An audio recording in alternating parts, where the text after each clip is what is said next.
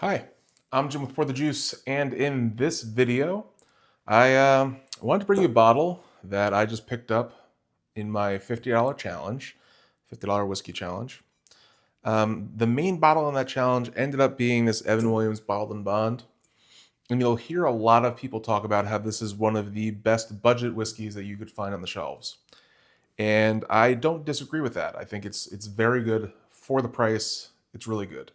Um, But I did want to do a full review on it. I wanted to rate it with my full review just to see where it lands among other whiskeys that I've also reviewed so far.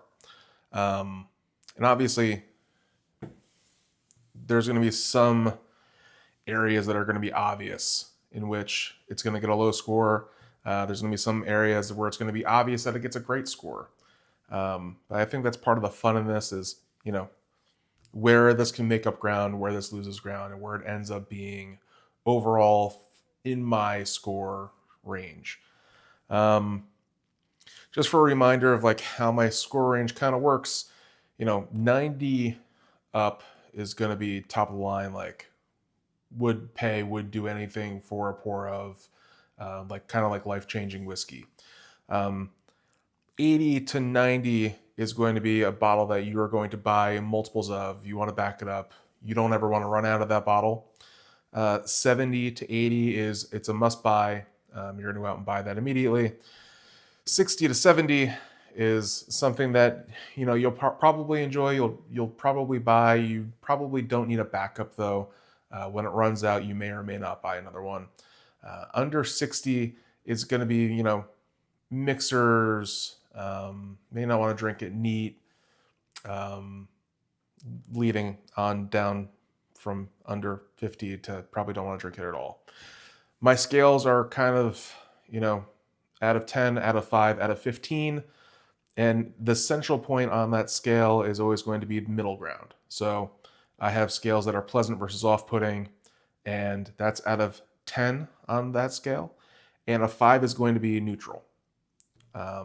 So as long as it's better than neutral, I'm going to give it a better score. And that's kind of how it works. So, the easiest one to get into right away is going to be the nose. I have two different parts of the nose category. There's pleasant versus off-putting, like I just mentioned, and there's also intensity. Those make up to be 15 points of the total rubric here. So nose is 15 points.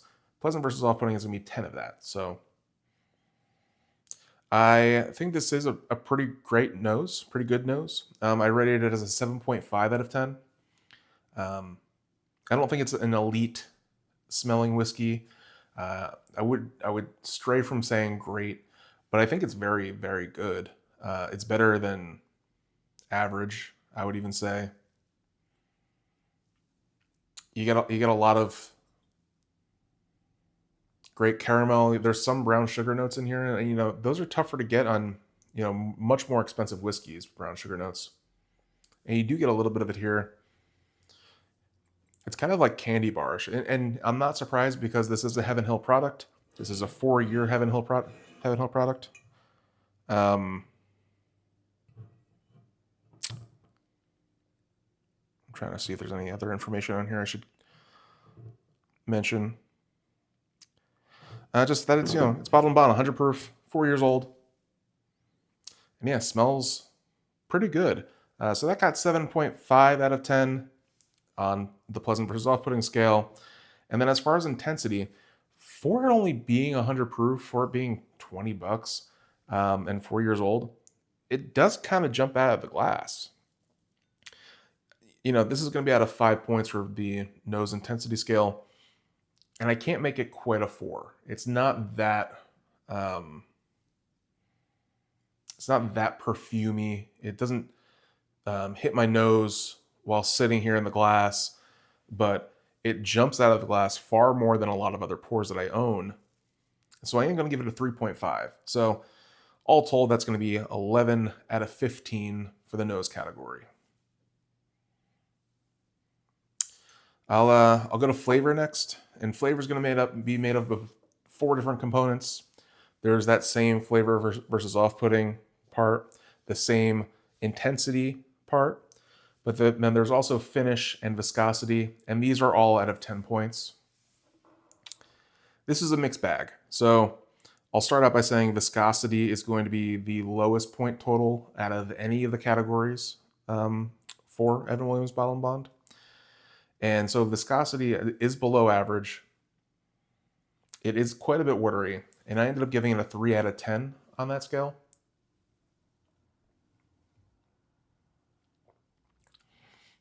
And I think that's accurate.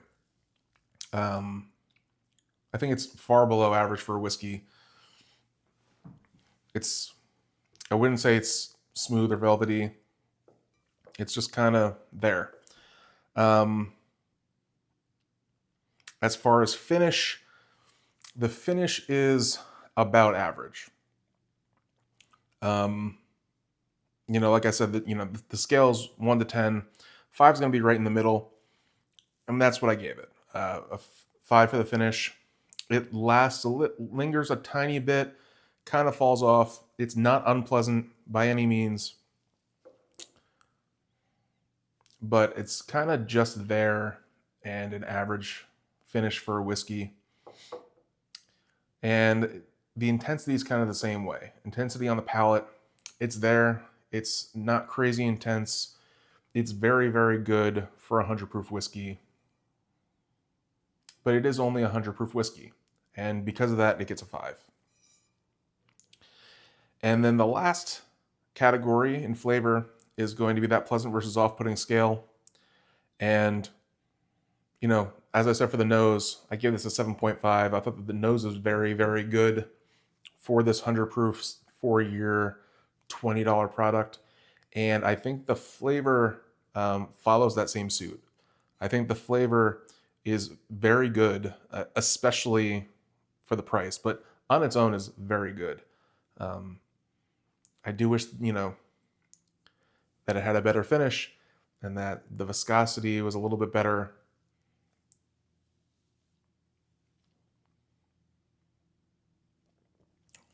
But you get a lot of those notes that came through on the nose.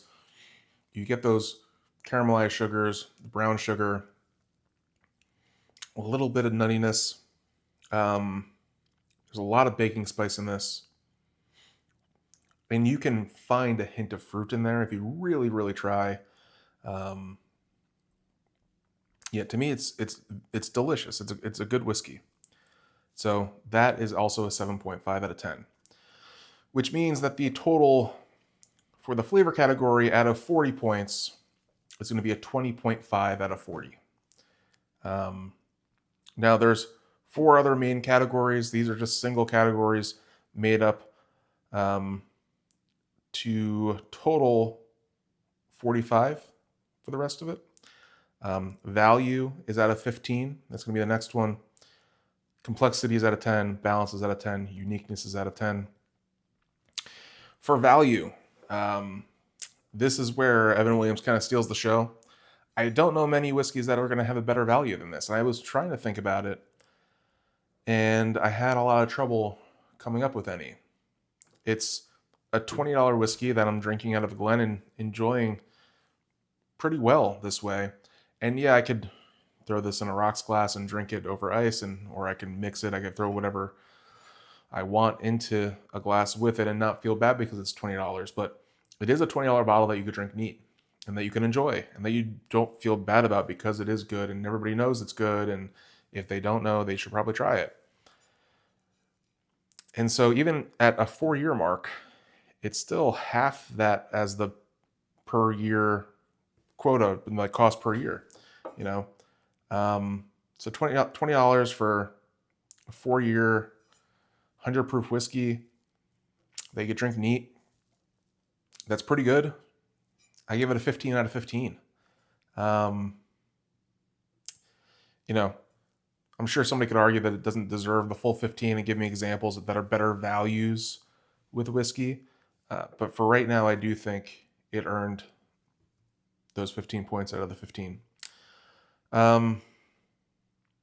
Complexity. Out of 10 points, like I mentioned, it's a scale between very, very complex, not complex at all, in the middle. It falls somewhere near the middle. There's some complexity there. It's not complex, but I would say it is closer to medium complexity than it is high complexity, and so I gave it a 6 out of 10. There's quite a few different sugar notes that you can get on this, as well as that nuttiness.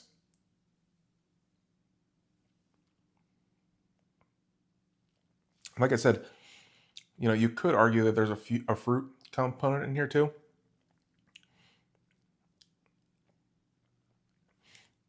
But so I gave it a 6 out of 10. Balance for the whiskey would be the next category. And this is another kind of home run. I would say that this is very, very well balanced.